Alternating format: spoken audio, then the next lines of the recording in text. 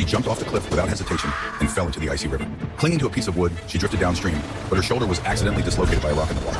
Seeing this, the developer led his men to chase her downstream. She finally struggled to reach the shore. Then she found a stone, pressed it against her arm, and pushed hard, resetting her dislocated shoulder. In the end, she picked some herbs, chewed them up, and applied the pulp to her wound to stop the bleeding. This was the survival skill of an Indian girl. Using available materials, she made a bow and arrow and coated the arrowheads with poison to prepare for the counterattack.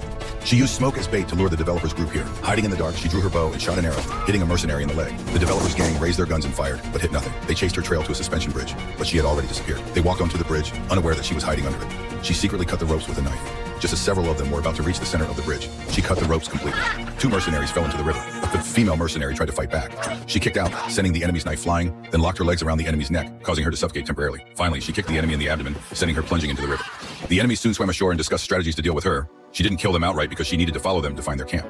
She sneaked into the camp, crept to the back of a tent, and eavesdropped on the real purpose of these tourism developers. Under the pretense of developing a scenic spot, the developers had offered the girl and her grandmother $50 million to buy their land. In reality, they had discovered a large amount of rare earth underground in the Indian village and planned to mine it for huge profits. She used her phone outside the tent to record all the criminal evidence. But when she returned to the village to expose them, she found her home burned down and her grandmother covered in a white cloth being carried onto an ambulance. Now she decided to take revenge in her own way.